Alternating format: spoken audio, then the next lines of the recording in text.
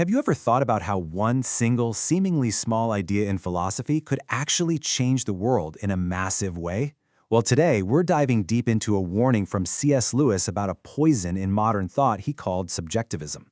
But here's the twist. We're also going to look at a really fascinating claim that our whole understanding of this idea might be based on a deliberate and pretty damaging mix-up. All right, let's get into it.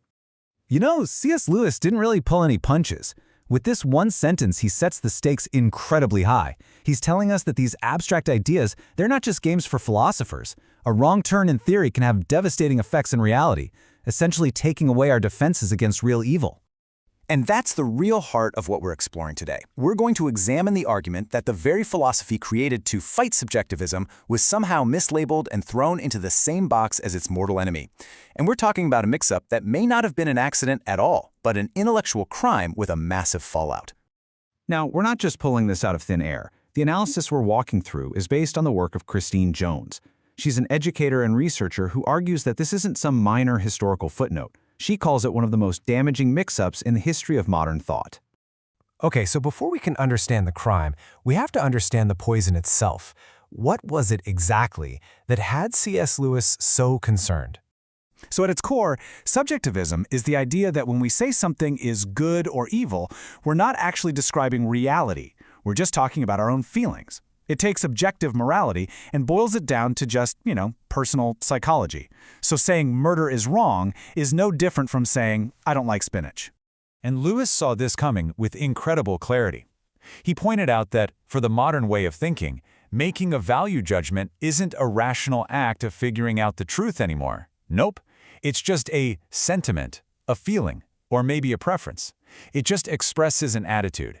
And this right here is where the plot really thickens. Because there was a philosophy specifically created to be the antidote to this poison.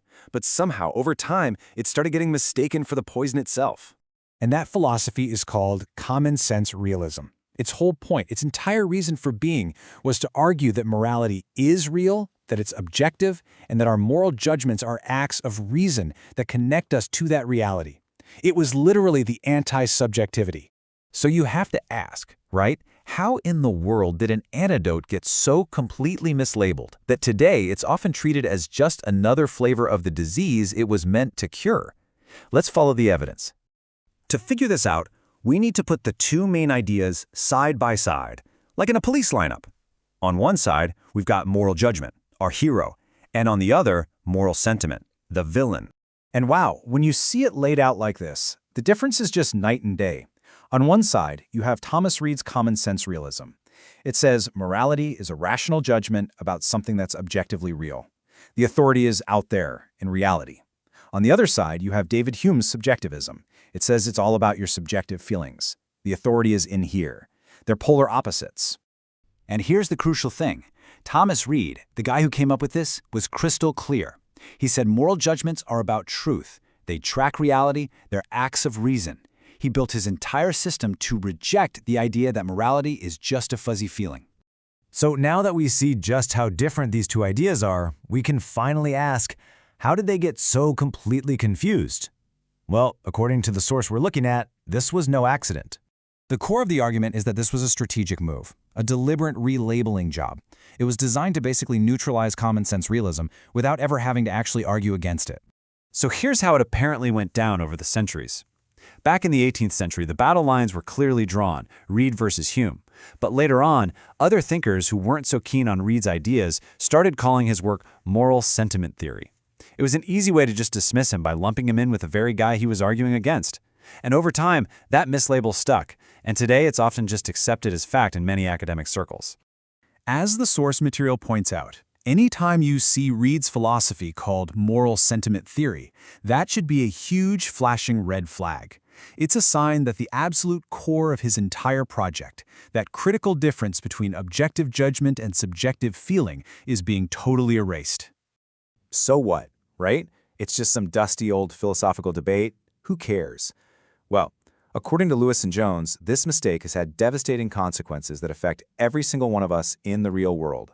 C.S. Lewis saw exactly where this way of thinking leads, and he gave its final destination a chilling name: the abolition of man.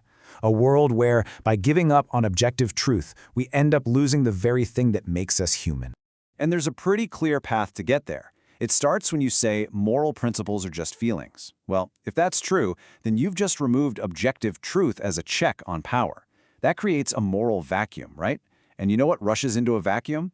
Unaccountable power. And suddenly, authority doesn't have to answer to any higher principle of justice or truth. It only has to answer to itself. And the results of this shift can be pretty scary. In this environment, the law isn't grounded in anything solid. It becomes plastic, easily changed by those in charge. Our fundamental rights, they stop being seen as something we're born with and start being treated like permissions that the government grants and can take away.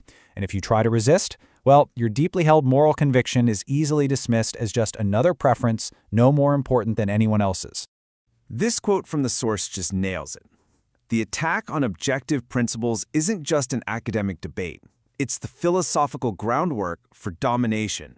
And that domination isn't some unfortunate side effect. It's the direct logical harvest you reap from planting those seeds. And so that leaves us with this final, really haunting question. If we accept this idea that there is no objective moral reality, no self-evident truths we can appeal to for protection, then what's left? What stands between us and the absolute will of whoever happens to be in power?